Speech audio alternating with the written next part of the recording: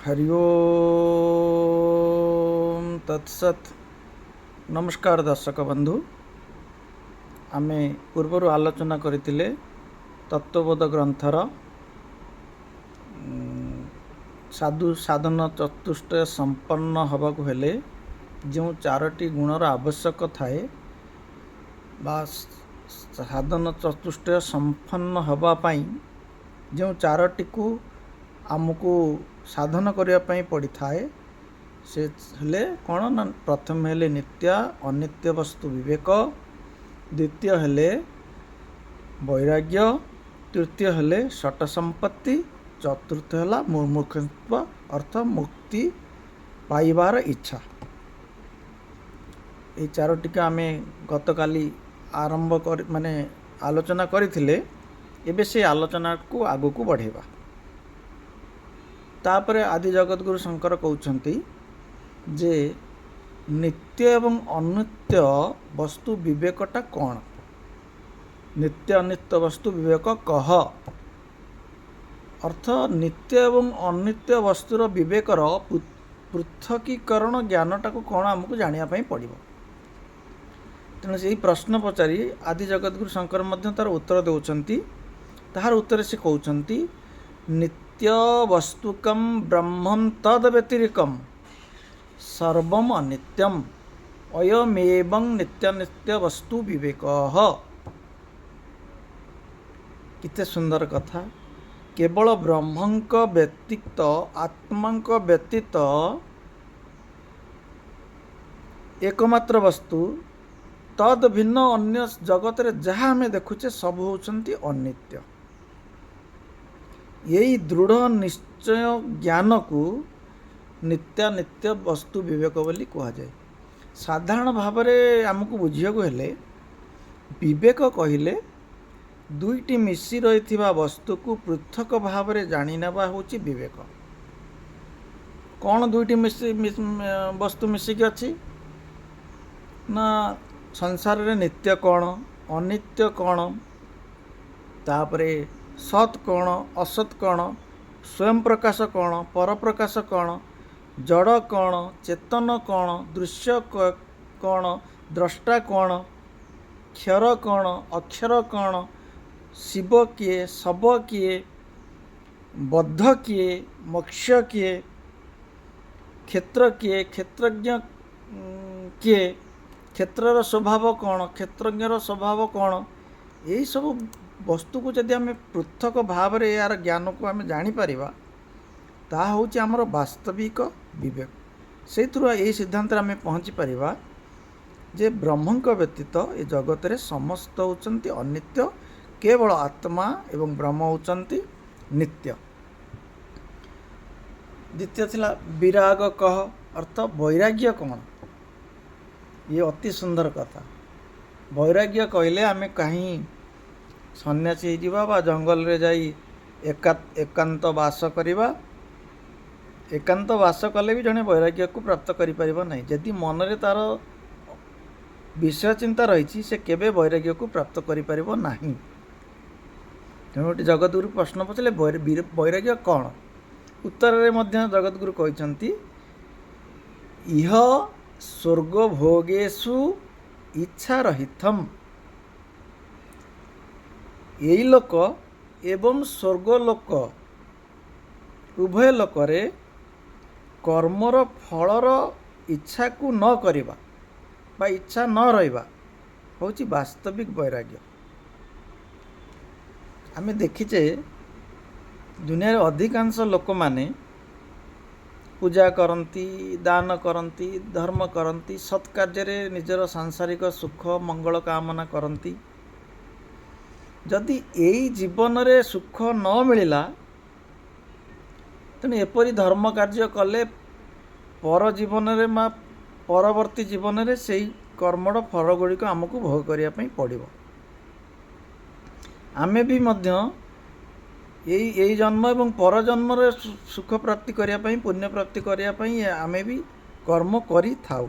आम भीतर गोटे भावना रही थाए ये सत्कर्म कार्य कले आम मध्य पर जन्म रे ए सबू सुख को आमे प्राप्त करि पारिबु। କିନ୍ତୁ ଏ ସାଂସାରିକ ସୁଖଟି ସବୁବେଳ ପାଇଁ ରହେ ନାହିଁ, କାରଣ ସାଂସାରିକ ସୁଖ ହେଉଛି କ୍ଷଣିକ ସୁଖ, କ୍ଷଣିକ ଆନନ୍ଦ ସେଥିରେ ରହିଥାଏ। ଆମେ ଯେଉଁ ସୁଖକୁ ଖୋଜୁଛେ ବା ଯେଉଁ ଆନନ୍ଦକୁ ଖୋଜୁଛେ, ଖୋଜି ଖୋଜି ଯାଉଛେ, ତାହା ମଧ୍ୟ ପରବର୍ତ୍ତୀ ମୁହୂର୍ତ୍ତରେ ଦୁଃଖର ବି କାରଣ ହୋଇଯାଇପାରେ। ଏଇ ଜୀବନ ଆଉ ପର ଜୀବନରେ ଆମେ ଯେଉଁ ପ୍ରକାର ଭୋଗର କାମନା କରୁଛେ, ଯଦି ସେ ଭୋଗ କାମନାକୁ ଆମେ ବୁଝିଯିବା, ଜାଣିଯିବା ଆଉ ଜ୍ଞାନ ଦ୍ୱାରା ତାକୁ ତ୍ୟାଗ କରିପାରିବା, ତାହା ଆମ ପାଇଁ ପ୍ରକୃତ ବୈରାଗ୍ୟ ହୋଇପାରିବ। ତେଣୁ ବୈରାଗ୍ୟ ଅର୍ଥ ନନ୍ ଆଟାଚମେଣ୍ଟ। କେମିତି? ଆପଣ ମଦ ପିଉଛନ୍ତି, ମଦ ପିଅନ୍ତୁ, ମନା ନାହିଁ। ଯେବେ ମଦ ବିନା ଆପଣ ବଞ୍ଚିପାରିବେ ନାହିଁ ବୋଲି ଫିଲ୍ କଲେ, ମାନେ ମଦ ଆପଣଙ୍କୁ ପିଇଦେଲା, ଅର୍ଥ ମଦ ସହିତ ଆପଣଙ୍କର ଆଟାଚମେଣ୍ଟ ହେଇଗଲା। ତେଣୁ ଆପଣଙ୍କର ମଦ ପ୍ରତି ଆଉ ବୈରାଗ୍ୟ ଭାବ ରହିଲା। ସେମିତି ଅର୍ଥ ମଦ ପିଅନ୍ତୁ, କିନ୍ତୁ ମଦ ଆପଣଙ୍କୁ ନ ପିଉ। ଏଇ ଯେଉଁ ଭାବନାଟା, ଏଇ ଯେଉଁ ଚିନ୍ତନଟା, ଏ ହିଁ ବୈରାଗ୍ୟର ଏକ ସ୍ୱରୂପ। ସଂସାର ଭିତରେ ଆମେ ରହିଛେ, ସଂସାରର କାର୍ଯ୍ୟକୁ କର୍ତ୍ତବ୍ୟ କର୍ମ ବୋଲି ଭାବି କରୁଛେ, କିନ୍ତୁ ଯଦି ସେଇ ସଂସାରର କର୍ମରେ ଫଳ ଲାଭ ଆଶାରେ ଆମେ ଆସକ୍ତି ଆସିଯାଏ, ଯଦି ସେ ଫଳଟି ନ ମିଳିଲା, ଆମକୁ ଦୁଃଖ ହୁଏ, କଷ୍ଟ ହୁଏ। ତେଣୁ ଆମ ଭିତରେ ବୈରାଗ୍ୟ ଭାବ ନଥାଏ, ଆମ ଆସକ୍ତି ଭାବ ଥାଏ। ଆମେ ସେ କର୍ମ ବନ୍ଧନରେ ବାନ୍ଧି ହେଇଯାଉ, ତା'ର ଫଳ ଭୋଗ କରିବା ପାଇଁ ଆମକୁ ପଡ଼ିଥାଏ। ଆମେ ଯଦି ଏଇ ଭାବନାରେ କରିବା ଯେ ଭଗବାନ ମୋତେ ଗୋଟେ ଶରୀର ଦେଇଛନ୍ତି, ଇନ୍ଦ୍ରିୟ ଦେଇଛନ୍ତି, ମୁଁ ତାଙ୍କ ନିମିତ୍ତ ହିଁ କର୍ମ କରୁଛି, ସିଏ ହେଉଛନ୍ତି କର୍ମ, ସେ ହେଉଛନ୍ତି ଏ କର୍ମର କର୍ତ୍ତା, ହେଉଛନ୍ତି ସିଏ, ଭୋକ୍ତା ମଧ୍ୟ ହେଉଛନ୍ତି ସିଏ, ମୁଁ କେବଳ ନିମିତ୍ତ ମାତ୍ର। ଏଇ ଭାବନାରେ ଯଦି ମନୁଷ୍ୟ ସଂସାରରେ କର୍ମ କରେ, ସେଇ କର୍ମଟି ଫଳ ଇଚ୍ଛା ରହିତ ହୋଇଥାଏ। ତାହା ହିଁ ବାସ୍ତବିକ ବୈରାଗ୍ୟ।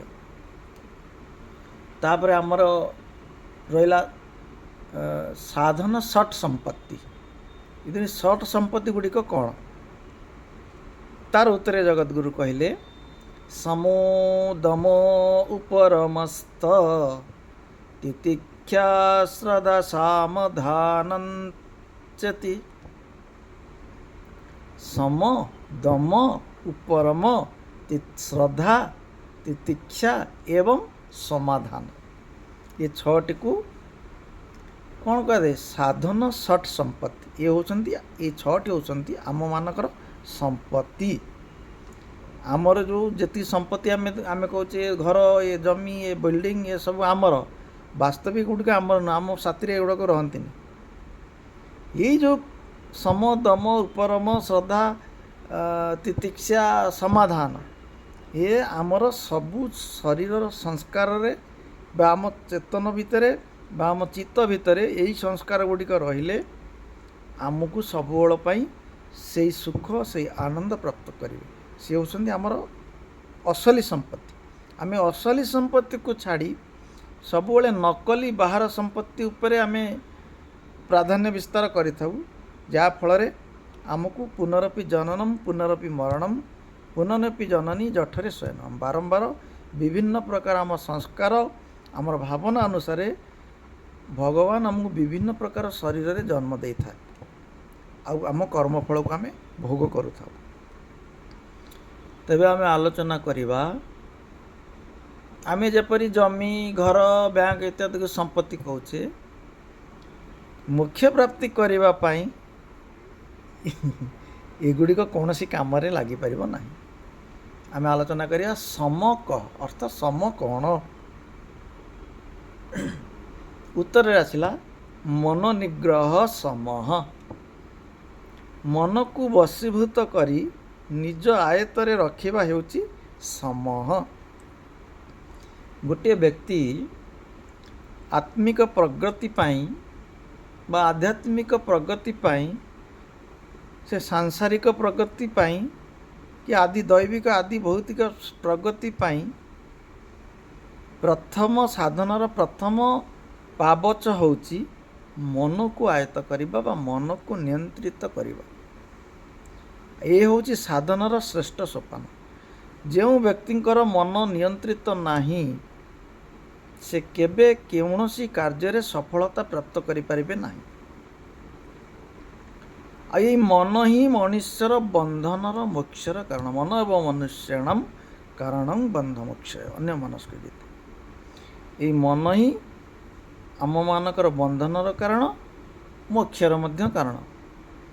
आमे आम जीवन रे जो सब प्रकारर अशांति भोग करचु, रोग कष्ट भय दुख सुख जहाँ भी आम भोग करुचे तार मुख्य कारण होची आमर मन। मन जदि नियंत्रित वशीभूत रहे तेबे मनुष्य सुखी हो पारे, शांति लाभ करि पारे। जेतबेले आम मन रे कौनसी विषय लालसा नहीं,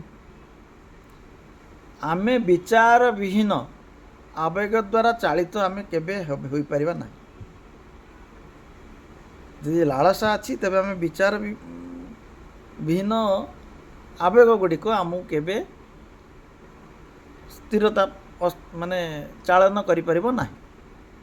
तेबे यही संपत्ति बा समर अधिकारी होची जे मन निग्रह करची से वास्तविक समत्व को बा मन को साधन करि पाची से होची सम बोली आमको बुझा पड़े। जो वृत्ति द्वारा आमको शब्द स्पर्श रूप रस गंध एवं अंतरकरण रे मन से युक्त होई कौन करे सबु विषय प्रति गोटे अधिकार विस्तार करि थाए। जदि मन ए समसाधनर अधिकारी होई पारिला तेबे ये जो शब्द स्पर्श रूप रस गंध रे विस्तार लाभ करिपारे मनुष्य नहीं। तेणु ताकू कौन कह जाए ना सम बोली कह जाए। तापरे आसिला सत संपत्तिर द्वितीय कथा दम। दम कौन? तेणु उत्तर आसिला चक्षुरादि बाह्य इंद्रिय निग्रह। इंद्रिय निग्रह इंद्रिय कहले चक्षु नासा कर्णम बाक चर्मम ये सब हेले इंद्रिय। तेणु इंद्रिय भोग लालसा होची आम मानकर बा आम कौन प्रत्येक जीवर सहजात प्रवृत्ति। आउ यार भोग्य भोग्य विषय मान होचंती कौन ना शब्द स्पर्श रूप रस गंध। ये होची पांचटा विषय, पांचटा इंद्रियर पांचटा विषय। आमे कान द्वारा शब्द ग्रहण करूँ, आमे चर्म द्वारा स्पर्श ग्रहण करूँ, आमे चक्षु द्वारा रूप ग्रहण करूँ, आमे जिह्वा द्वारा रस आस्वादन करूँ, आमे नाक द्वारा घ्राण बा गंध को ग्रहण करिथाउ। तेणु ये विषय भोग लालसारे आमे यही पंच विषय प्रति आम मन एते आकृष्ट हो जाए जे निजर हिताहित विषय विवेक को भूली जाए। तेणु ये पंच ज्ञानेन्द्रिय माने विषय भोगरु निवृत्त करिवा शक्ति को दम बोली कह जाए। गोटे कईच जो जाऊँगी रास्तार जेबे ताकू किए गोटे सामान्य आघातटे दे दिए से कौन करे निजर अंग गुड़ को खोलपा भितर टाणी आणिकी आबद्ध कर रखे। से परी यह होची इंद्रिय गुड़िकर बा विषय गुड़िक प्रति मनुष्यर जो आकर्षण होइकी आमे गति करुचे, आमे निजर विवेक बुद्धि द्वारा कईच परी इंद्रिय मानकु विषय वृत्तिरु निवृत्त करी रखिबा पई बा संयत करिबा पई जो शक्ति बा जेउ वृत्ति द्वारा ଆମର ଏ ସତ୍ରା ମାନେ ପଞ୍ଚ ଜ୍ଞାନେନ୍ଦ୍ରିୟ ମାନଙ୍କୁ ଆମେ ନିବୃତ୍ତ କରି ରଖିପାରିବା, ସଂଯତ କରିପାରିବା, ତାକୁ ଦମ ବୋଲି କୁହାଯାଏ ସରଳ ଭାଷାରେ। ଆଗକୁ ଆଲୋଚନା କରିବା। ହରି ଓମ୍ ତତ୍ସତ୍।